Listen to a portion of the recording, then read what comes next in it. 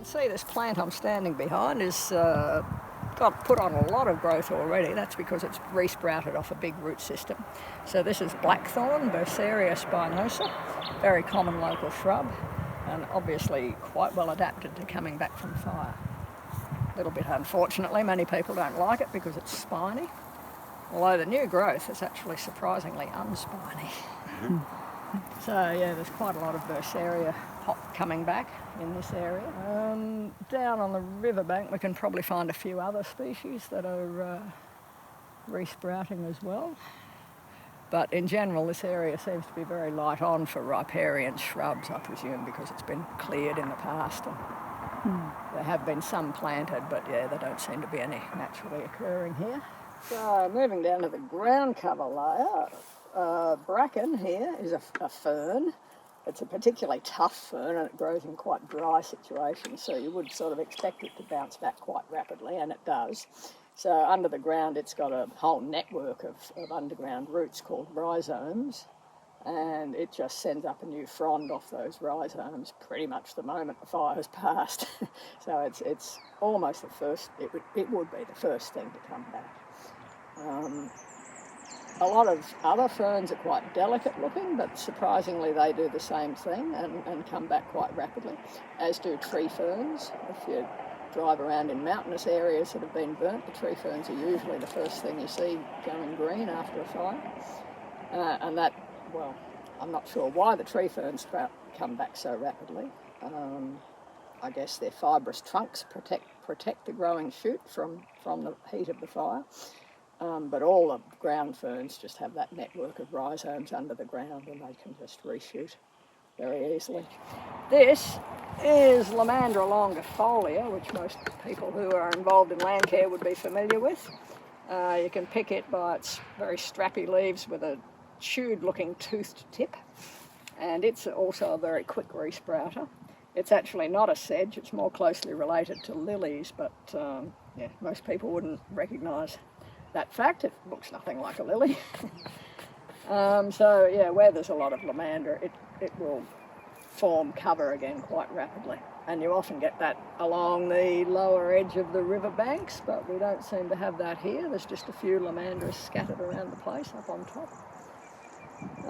The grasses, okay, so here we've got a patch of weeping grass that obviously is weeping grass because it's got this weeping seed head. And here's another example here. I'll just get my hand in front of it so you can see it's got this very droopy habit.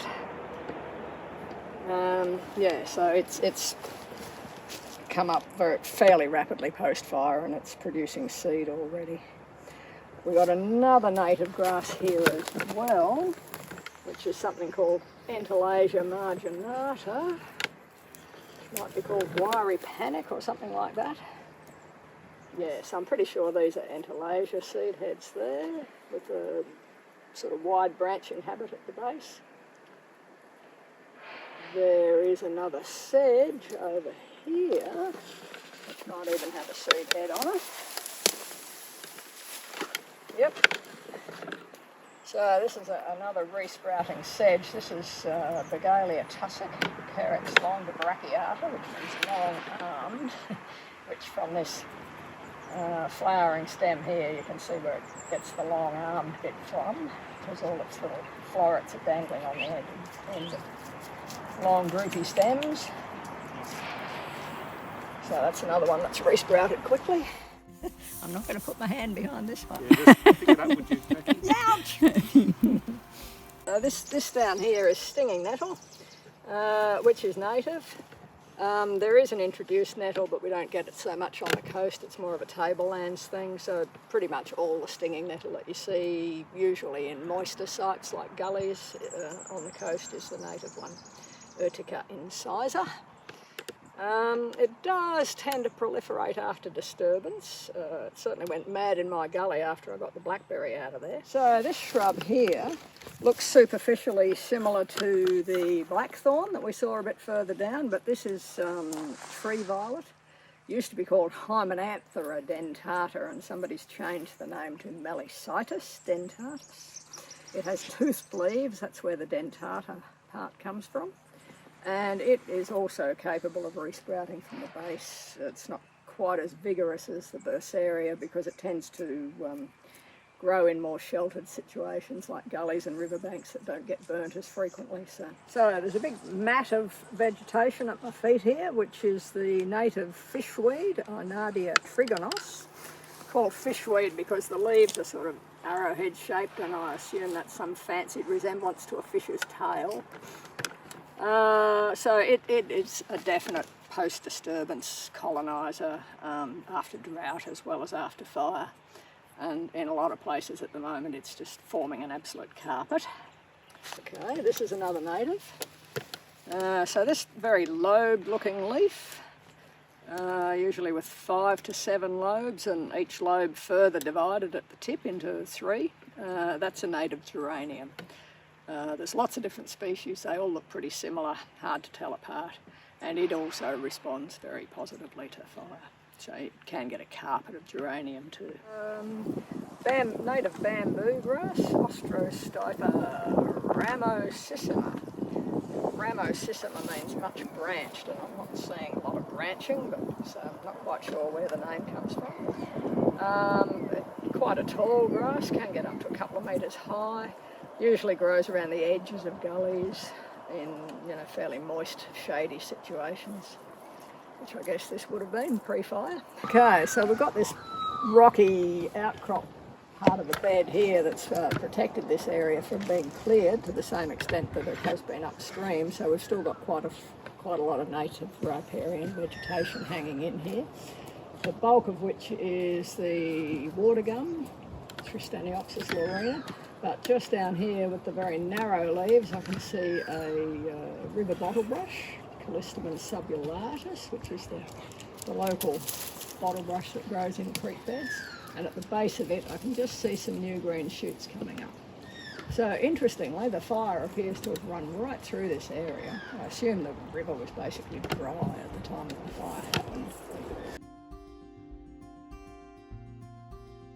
This here is native raspberry, or small-leafed bramble, Rubus parvifolius.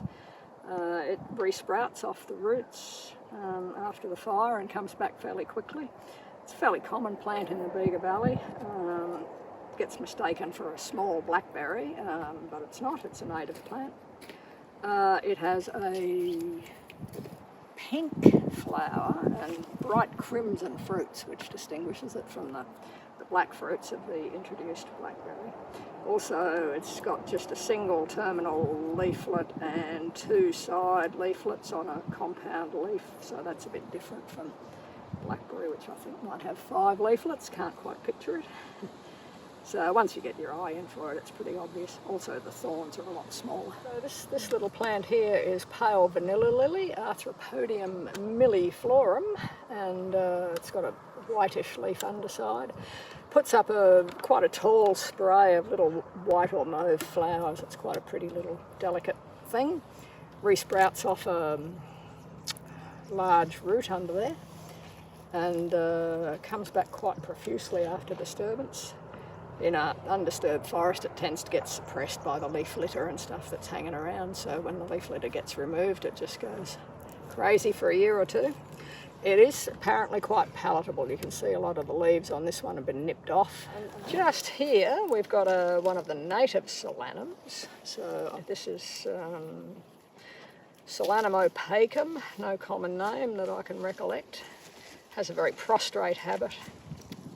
Little white flowers followed by little berries whose ripe colour I can't remember, but probably black.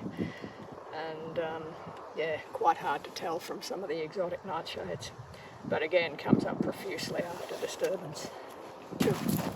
Kidney weed, which is a native, Dichondra repens, with these kidney-shaped leaves, and its seed germinates profusely after a fire, so you'll often wind up with an absolute carpet of kidney weed, which is excellent. It never gets much taller than that and performs a very good job of holding the soil together. Also, just here we've got a little glycine, twining glycine, which is a little legume with 3 leafleted leaves. pea family thing. Has little purple flowers. It twines its way up shrubs and things. It's just a small climber, quite common in the bush. So already we can see, having walked up off the riverbank and into the bush, we're getting far fewer weeds and much greater diversity of natives, which you'd expect, because it's less fertile and it's drier, so the weeds don't get such a go. So this is a native vine, Clematis, and because the leaves feel fairly thick textured, I'm thinking this one is Clematis aristata. The more common one is Glycinoides.